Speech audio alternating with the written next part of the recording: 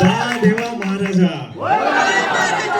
12 गावच्या, 12 वेशीच्या, 12 वैवाटीच्या महाराजा, आज तुझ्या दरबारात हो दशावताराचो खेळ मांडसो महाराजा.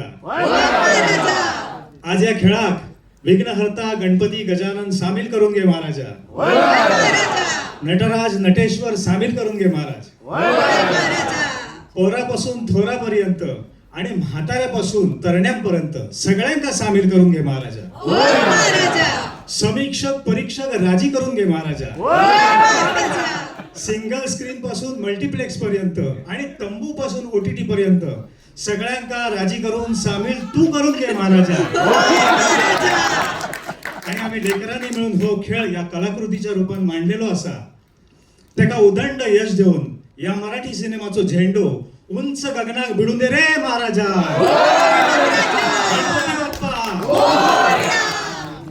तर एक पहिले सुबोधार्थात तुलाच प्रश्न, हे एवढं सिनेमॅटिक हा एक्सपिरियन्स आहे, त्यात त्याला कॉन्टेंटची जोड आहेच, तर हा सगळा विचार कसा काय डोक्यात आला, कुठून सुरुवात झाली, प्लीज सांगा मला. 2-3 गोष्टी. म्हणजे ही गोष्ट सुचण्यामागचं सगळ्यात महत्त्वाचं कारण म्हणजे लहानपणीपासून सगळं माझं आजोळ कोकणात आहे, स्वतःचं गाव कोकणात आहे, गुरुच्या आणि माझ्या गावाची सीमा एक आहे, इतक्या आम्ही जवळ. तर लहानपणापासून कोकणातल्या गोष्टी, कोकणातल्या या लोककला, दशावतार हे लहानपणापासून पाहत होतो. आणि मग नंतर ज्यावेळेला स्वतः गोष्टी करायला सुरुवात केली त्यावेळेला हळूहळू लक्षात यायला लागलं की एकांकिका केल्या, नाटकं केली, त्याच्यानंतर ज्यावेळेला जर सिनेमाकडे वळायचं आहे तर आपल्या मातीतला विषय घेऊन जगासमोर जायला पाहिजे. आणि मला सारखी ही ओरड आजूबाजूला ऐकू येते की मराठी सिनेमामध्ये भव्यता नाही आहे, दाक्षिणात्य सिनेमे खूप ग्रेट होत आहेत. आणि मला नेहमी वाटतं की असं नाही आहे. आपल्याकडे मराठीमध्ये खूप चांगला कॉन्टेंट खूप काळ होत आलेला आहे. मराठी चित्रपट म्हणजे भारतीय चित्रपटसृष्टीची सुरुवात मराठी माणसाने केली, त्यानंतर अनेक पिढ्या मराठी माणसांच्या, मराठी दिग्दर्शकांच्या, मराठी कलाकारांच्या झाल्या ज्यांनी भारतीय चित्रपटसृष्टीत मोठं योगदान दिलं. आणि त्यानंतरही आता सतत आपली कंपॅरिझन इतर राज्यातल्या चित्रपटांबरोबर होणं गरजेचं असं मला वाटत नव्हतं. पण त्याच वेळेला मी हा विचार करत होतो की असं काय आहे की ज्याच्यामुळे मराठी चित्रपटांकडे पाहण्याचा दृष्टिकोन आपण बदलू शकू. आणि मग मला लक्षात आलं की ही जी भव्यता लोक म्हणतात ती महाराष्ट्रातल्या निसर्गात आधीच आहे. ती भव्यता आपल्या लोककलांमध्ये आधीच आहे, ती आपल्या माणसांमध्ये. मग हेच जर आपल्याकडे आहे तर मग आपण ते सगळ्या जगासमोर अभिमानाने का दाखवायचं नाही. मग असं अनेक वेळेला होतं की मराठी चित्रपटांची बजेट्स कमी असतात म्हणून आपण ते पोहोचवू शकत नाही वगैरे ही कारणं दिली जातात. मग आम्ही विचार केला की नाही, जर केवळ हेच कारण असेल तर जे आपल्याकडनं होणं शक्य आहे मराठी सिनेमा हा जागतिक तोडीचा करण्यासाठी. आणि पुन्हा एकदा हा काही भाषांच्या वादाचा प्रश्न नाही आहे, पण जर आपल्या मातीतली गोष्ट ही मराठी भाषेत सांगणं ही गरज असेल तर मराठी भाषेतच हा सिनेमा व्हायला पाहिजे. आणि मराठी भाषेतला सिनेमा हा जागतिक स्तरावर पोहोचला पाहिजे. मग भाषेचं बंधन राहणार नाही. आपण जर त्या कुवतीची गोष्ट सादर करू शकलो तर मला असं वाटतं की भाषांच्या पलीकडे जाऊन लोक हा सिनेमा पाहू शकतील असं मला वाटलं. आणि म्हणून आम्ही हा सिनेमा बनवण्याचं ठरवलं. आणि गोष्ट, यातली पात्र, यातल्या घटना हे सगळं इमोशनली आणि रूढी परंपरा त्यातल्या ज्या आहेत या जगात कुठेही गेल्या तरी त्या इमोशन्स आणि त्या रूढी परंपरा सारख्या असतात. त्यामुळे मला वाटलं की ही गोष्ट युनिव्हर्सल आहे आणि म्हणून आम्ही हा सिनेमा बनवायचं ठरवलं. म्हणजे नारळ फुटलेला आहे. आता असेच उत्तम सिनेमे आपल्या मातीतले येत राहतील अशी आशा करूयात. गुरु सर, तुम्हाला एक प्रश्न. जेव्हा तुमचं काही काम चालू नसतं तेव्हा तुम्ही गायब मोडवर असता, गावी असता तुमच्या, असं आम्ही ऐकलेलं आहे. तर म्हणून सुबोधने कदाचित कोकणातच सिनेमा केला का गावी तुम्हाला गाठता येईल आणि तुम्हाला भाग करून घेता येईल त्याचा? नाही, खरं तर सुबोधचे आभार मानतो आणि या तिघांचे आभार मानतो. कारण ही गोष्ट म्हणजे मी नटरंग केला तेव्हापासून अनेकांनी कोकणात विचारलं की आपल्या मातीचं कधी करणार तू, पण तशी संधी येत नाही. कारण तसं दिग्दर्शक, तशी गोष्ट यावी लागते. त्यामुळे सुबोधने जेव्हा पहिल्यांदाच सांगितलं तेव्हा मी म्हटलं मी नाही म्हणायचं काहीच नाही प्रश्न की मी कधीपासून सुरुवात करायचं. आणि इतकं त्याचं स्क्रीन प्ले त्याने जो केला होता, तर एखादं काम घेऊन येतात ना तुमच्याकडे तेव्हा असं असतं की होईल की बरेचदा मला असं म्हणतात माझे मित्र की तू नाही घेऊनच जातोस भेटायला लोकांना की मला नाही करायचं. पण या तिघांनी गोष्ट सांगितली आणि बऱ्याच ठिकाणी असं होतं की ते करत ज्या भाषेतलं असतात त्यांना त्याचा गंध नसतो. म्हणजे काय ना हम लोग ऐसा करते अशीच सुरुवात करत मराठी सिनेमाला पण. तर ह्या तिघांनी हे सुरुवातीपासूनच मराठीत आणि आम्ही कसे कोकणातले आहोत, आम्ही तिथे जाऊन सुट्टीमध्ये आम्ही परदेशात जात नाही, कोकणातच जातो, हे जे ज्या प्रकारे सांगितलं ते मला वाटलं की हे नक्कीच काहीतरी याला अर्थ आहे आणि मजा येणार. आणि मग हे आम्ही होतच की कोकणात जाऊन गोष्ट करूया, शूटिंगला तिकडे जाऊन राहूया, पावसात मज्जा करूया वगैरे. त्यामुळे म्हणून एक रोलही केलाय रोलही छोटासा. थँक्यू. बरं, पुढे जायच्या आधी मी अजून काही कलाकारांना इथे आमंत्रित करते. पद्माकर ओझे सर, सतीश जोशी सर, स्वानंदी, बरेच लोक आहेत. प्लीज तुम्ही इथे या स्टेजवर आमच्यातला भाग व्हा एक. आणि हा कुठे गेला? आवाज कुठे गेला? इकडे. अक्षय प्लीज, अवान प्लीज, प्लीज स्टेजवर या.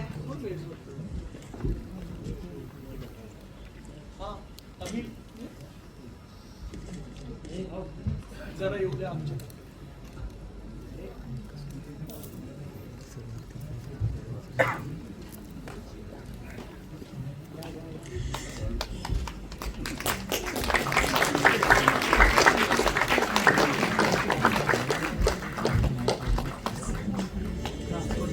थोडं सर पुष्पा दादा, या ना प्लीज. दादा आणि यश या. तुम्ही भाग आहात सिनेमाचा काय.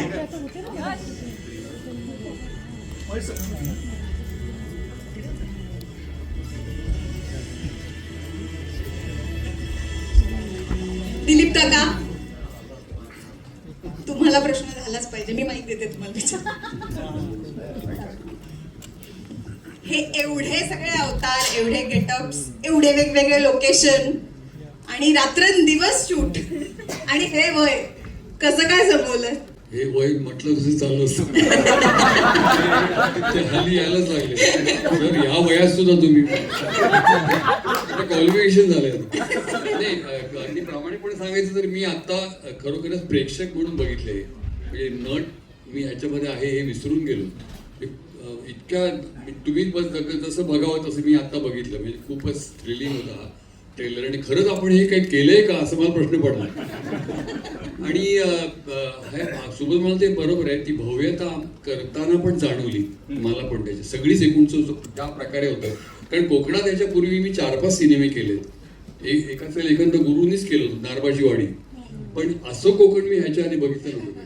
इतकी कोकणाची ब्युटी, कोकणाचं आतलं सगळं जंगलं, त्याचे ते नद्या, सगळ्याचा वापर, सगळ्याचा उपयोग या सिनेमात सोबत करून घेतलाय. त्याच्यामुळे करताना खूप मजा आली याच्यामध्ये. मग मी अगदी विसरून गेलो की आपण शूटिंग करतोय असं. आम्ही सेटवर विसरून गेलो होतो की हे दिलीप काका आहेत खरंच.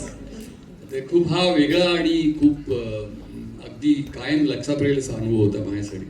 थँक्यू. महेश सर,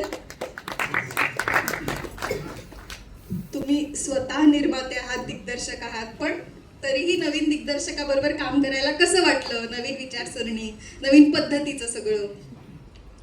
नमस्कार. खरं म्हणजे मला आधी ह्याचा रोल विचारलेला, बेर्डेचा, पण मी म्हटलं नाही. आधीच सांगून टाकलं मी तरुण आहे, पण थोडा गेटअप करून मी इन्स्पेक्टर करतो. पण एकतर मी कोकणातला आहे. म्हणजे मला पण काही कारण लागतं फक्त कोकणात जायला. त्यामुळे हा पहिला मला अजितचा फोन आला, करशील का? म्हटलं करीन ना, नक्कीच. आणि मला वाटलं छोटासा रोल असेल, पण रोल सबस्टॅन्शियल होता. आणि मी काही नाही, मी कोरी पाटी घेऊन गेलो. मी तुम्हाला भेटलोही नव्हतो याच्या आधी. पण एकदा सेटवर गेलं का कळतं ना, आपल्याला इरिटेशन लेवल त्याच्यावरती ठरवून असतं की डिरेक्टर आणि प्रोडक्शन कसं आहे.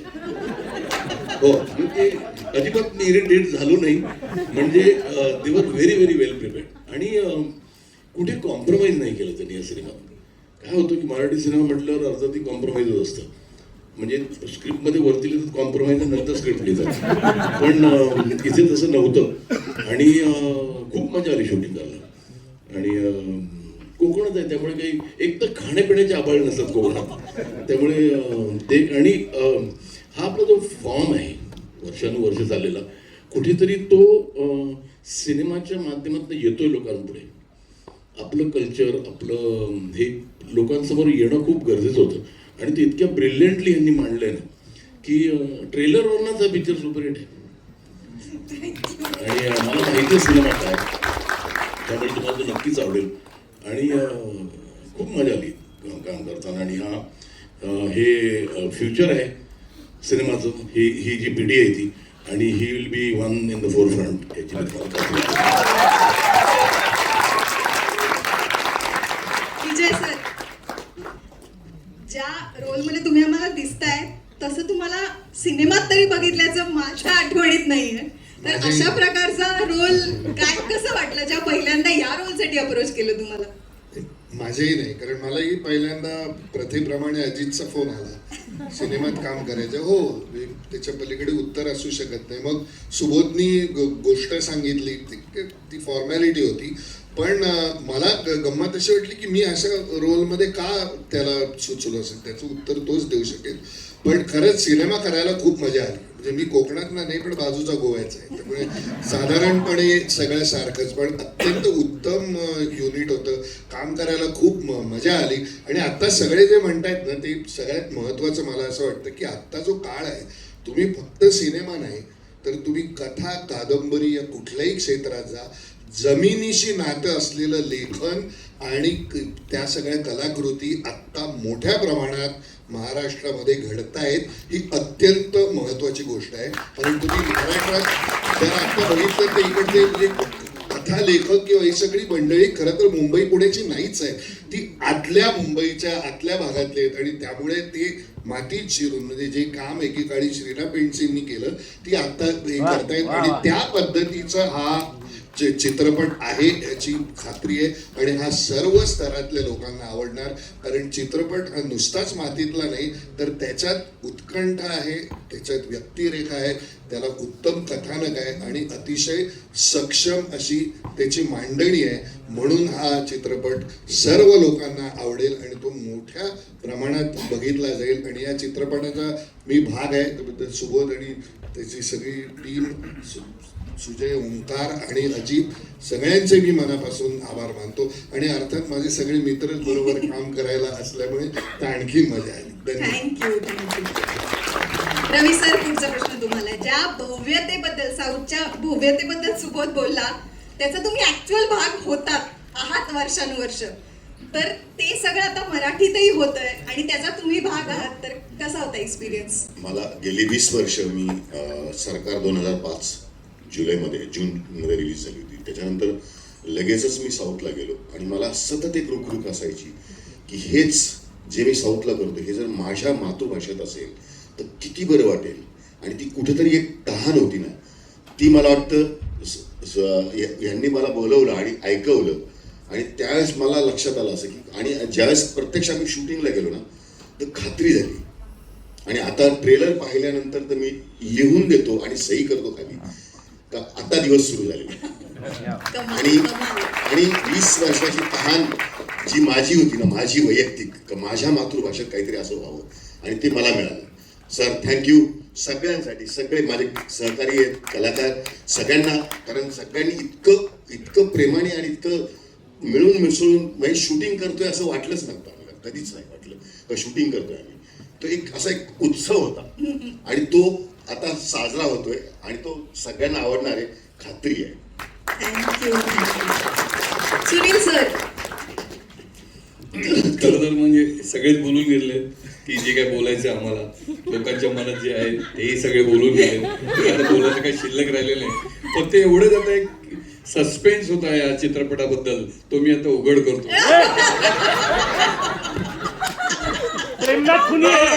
आम्हाला ती फिगर कळली आहे, पण आता हा चित्रपट एवढा चालणार आहे की अशोकला मला सांगायचं आहे की आता तू 1500ची तयारी ठेव, 1500 कोटीची.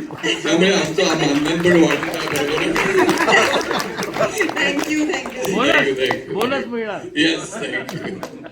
सिद्धार्थ, मला माहिती आहे हा प्रश्न खूप वेळा झाला असेल, तरी एकदा आसपासचं विचारते की किती कल्ला केला तुम्ही नाही, साठी? नाही, तू मेनन आहेस, तू मल्याळी आहेस, मल्याळम सिनेमा सध्या म्हणजे इतका पॉप्युलर आहे, हे असताना पण तू सातत्याने मराठीत काम करतोयस आणि हा सिनेमा तर फक्त मराठी नाही मालवणीही आहे त्याच्यात, तर कसं काय म्हणजे जमवलंयस?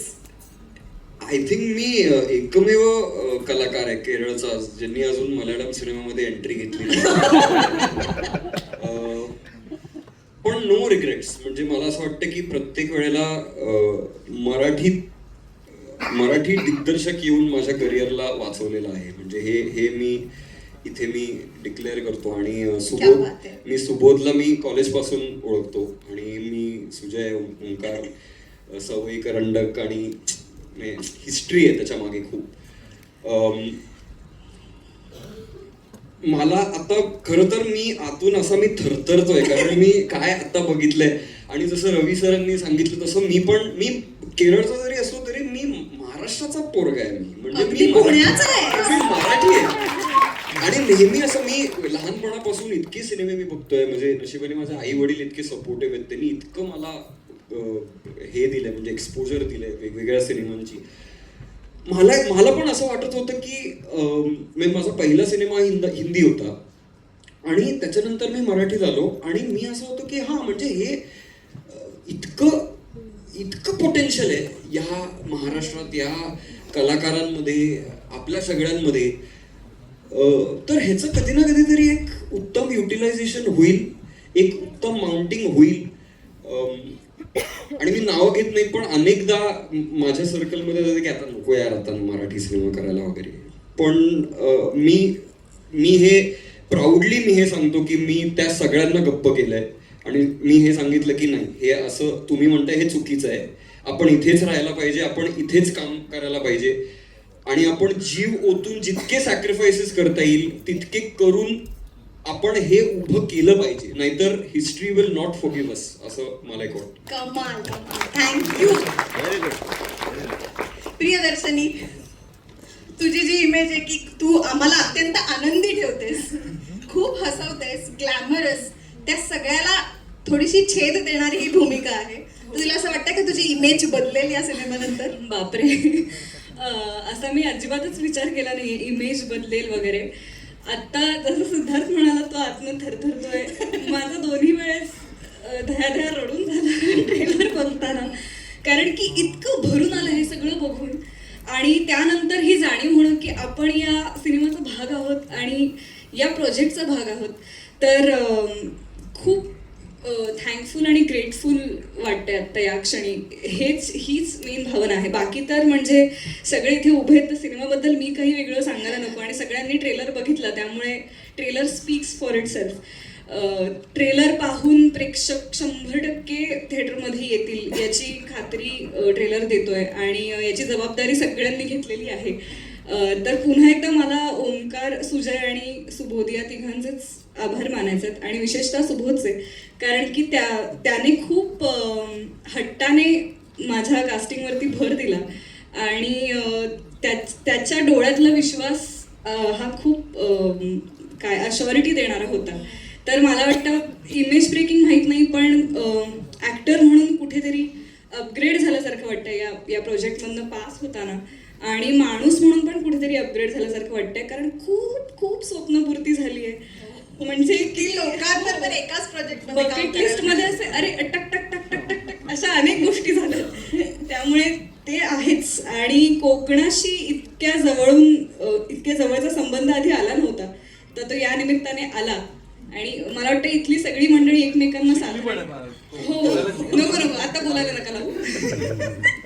पण शिकले थोडंफार. आणि ही सगळी मंडळी एकमेकांना अशी खूप वर्षांपासून ओळखणारी आहेत. तर यांच्यात मीच कुठेतरी एक हॅलो हाय नमस्कार अशी होते. तर या निमित्ताने मी पण या फॅमिलीला जॉईन झाली आहे, ज्यांच्यामध्ये अनेक वेगवेगळ्या फॅमिलीज आहेत. तर याचाही खूप आनंद आहे आणि अभिमान आहे. Thank you so much.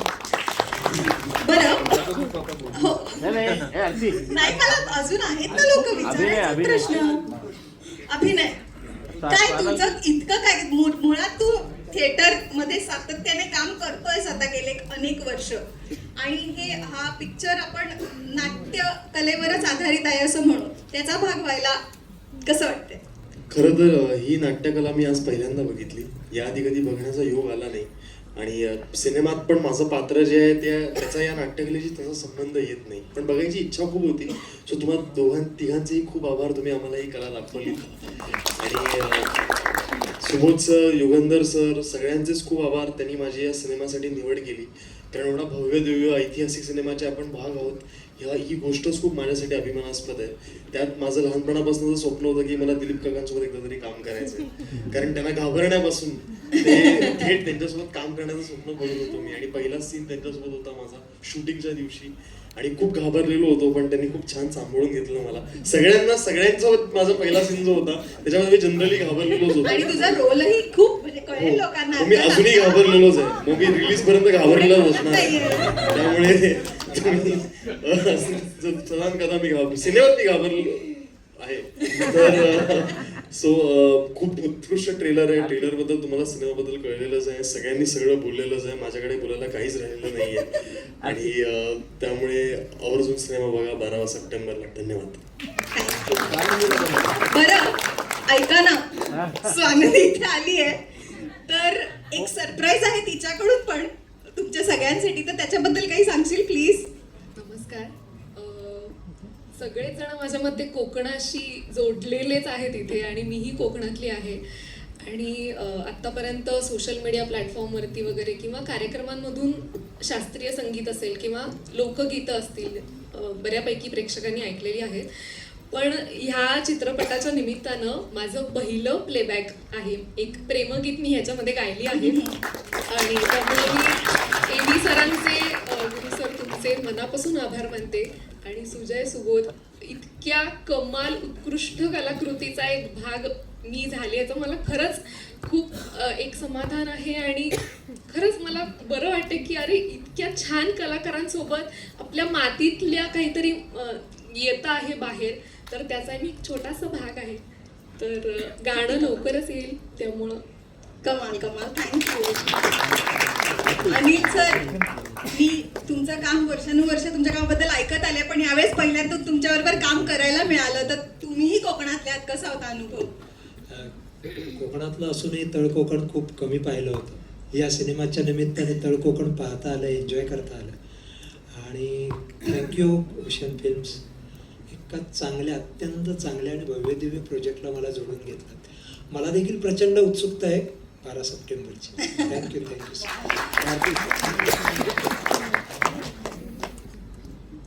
Padmakar sir, Satish sir, तुम्ही तर अजित सरांचे मित्र आहात, तुमच्या घरचंच कार्य होतं, पण तरीही नट म्हणून कसा होता अनुभव या सगळ्या टीम बरोबरचा? नमस्कार.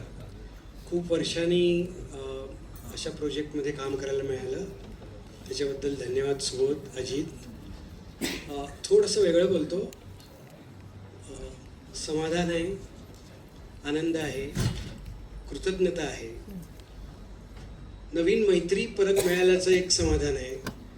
आणि एक बारीक गोष्ट, पण खूप छान जेवण मिळालं, त्याचा खूप आनंद आहे. अक्षय, काय सांगशील? खरं तर ह्या भूमिकेसाठी युगंधरने फोन केला होता आणि सांगितलं की असं असं आहे. तर म्हटलं हो करूया. साधारण 2 दिवसांनी सिद्धार्थने मला फोन केला आणि या पात्राबद्दल सांगितलं. आणि त्याने मला सांगितलं की एका सीनमध्ये तुला दशावतार परफॉर्म करायचा आहे. आणि नेमकं मी काही दिवसांपूर्वी मैसूरमध्ये होतो कामानिमित्त, आणि तिथे मी दररोज यक्षगान पाहत होतो. तर ही आणि ती कलाकृती बरीचशी सिमिलर आहे. तर मला असं झालं की अरे हे आपण कधीच केलं नाहीये, हे आपल्याला करायला मिळतंय, हे चॅलेंज आहे. तर मग तो एक ट्रिगरिंग पॉईंट होता की यार नाही हे करूया. आणि शूटिंगच्या वेळेस सुबोध सरांनी जेवढं सांगितलं तेवढं मी केलं, आणि बस मी मजा केली आणि खूप मासे खाल्ले भरपूर. आव्हान, काय सांगशील? बाबा तर आहेत सिनेमात, गाणी तर त्याचीच आहेत, पण तुझा एक्सपिरियन्स कसा होता? छान होता. जेव्हा मी म्हणजे शूटिंगला बोलवलं होतं, छान एक्सपिरियन्स. एकदा दशावतारला एक सीन नाहीतर 2 शॉट्स पण छान आहे. माझा मुलगा सेटवर होता आणि आव्हान असल्यामुळे त्याला मस्त कंपनी होती, तुडकूस घातल्या दोघांनी. आता सगळ्यात महत्वाचा माणूस हा बाबा कसा म्युझिक करतो सांग ना. छान आणि मला आवडलं. आणि आज आज का नाही आला ते पण सांग जरा, मला मगाशी उत्तर दिलंस ते. आज त्यांचे शूटिंग ते आहे दुसऱ्या फिल्मचं. आता काही पण सांगताय त्याचं काम